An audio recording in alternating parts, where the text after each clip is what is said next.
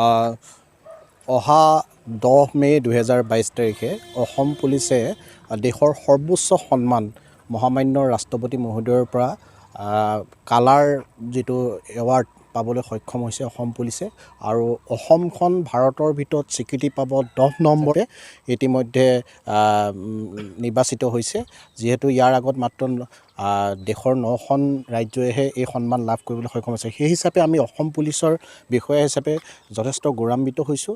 আৰু জনসাধাৰণৰ সহযোগত অসম পুলিচে বিগত কালছোৱাত বিশেষভাৱে এক অৱদান আগবঢ়াবলৈ সক্ষম হৈছে। সমাজত বিভিন্ন দুষ্কাৰ্য দুৰ্নীতিমূলক আদি বিষয়বস্তুৰ বিৰুদ্ধে এক বিশেষভাৱে অভিযান চলাই এক বিশেষভাৱে সমাজখনত যি অশৃংখল পৰিৱেশ আছিলে, অশৃংখল পৰিৱেশৰ পৰিৱৰ্তে এক শান্তিময় পৰিৱেশলৈ বৰ্তমান অসমখন আনিবলৈ সক্ষম হৈছে।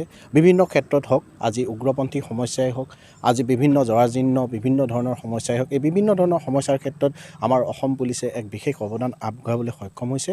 আৰু গতিকে এই যি কাৰ্যকলাপ, এই কাৰ্যকলাপ বিগত কালত যিসকল আমাৰ বিষয়ববীয়া পুলিচৰ আৰম্ভণিৰ পৰা হোমগাৰ্ডৰ পৰা আৰম্ভ কৰি আপ টু হাইষ্ট লেভেললৈকে যিখিনি পুলিচ বিষয়া আছে তেওঁলোকক আমি কেতিয়াও নুই কৰিব নোৱাৰোঁ।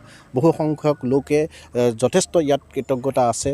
তেওঁলোকৰ অৱদানৰ হেতুকে আজি আমি এই আমাৰ বিশেষ সন্মানটো লাভ কৰিবলৈ সক্ষম হৈছোঁ। গতিকে যিসকল ৰিটায়াৰ্ড হৈছে পুলিচ পাৰ্চনেল, বিশেষকৈ আমি তেওঁসকলক এই সন্মানৰ প্ৰকৃত অধিকাৰী বুলি আমি গণ্য কৰিছোঁ। আমি বৰ্তমান তেওঁলোকে আমাক যি সন্মান আনি দিলে তেওঁলোকৰ কাৰ্যকলাপৰ জৰিয়তে, এই সন্মানভাগ আমি একেধৰণে আগবঢ়াই নিয়াৰ ক্ষেত্ৰত আমি জোৰ দিব লাগিব। আৰু সেই হিচাপে আমি কাম কৰি যাবলৈ প্ৰচেষ্টা আগবঢ়াই যাম। আৰু আমি সেইবাবে আমি জনসাধাৰণৰ সহযোগ বিচাৰিছোঁ।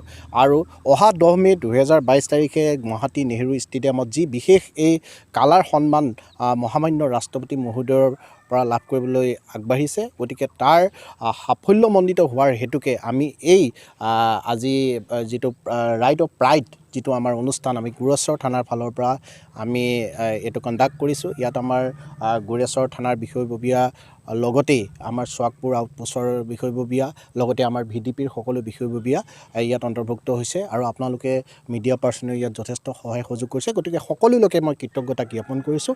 আৰু সকলোকে মই অনুৰোধ জনাইছোঁ, অহা 10 মে' 2022 তাৰিখে আমাৰ যি অনুষ্ঠান গুৱাহাটী নেহেৰু ষ্টেডিয়ামত হ'বলৈ গৈ আছে, সেই অনুষ্ঠানত যাতে আপোনালোকে অকণমান সময় উলিয়াই সেই অনুষ্ঠানত উপবিষ্ট হ'বলৈ যত্ন কৰে। আৰু আমাৰ এই অসম পুলিচৰ যি সৰ্বোচ্চ সন্মান আমি লাভ কৰিছোঁ, এই গৌৰৱময় মুহূৰ্তৰ যেন আপোনালোকো সাক্ষী হয়। ধন্যবাদ।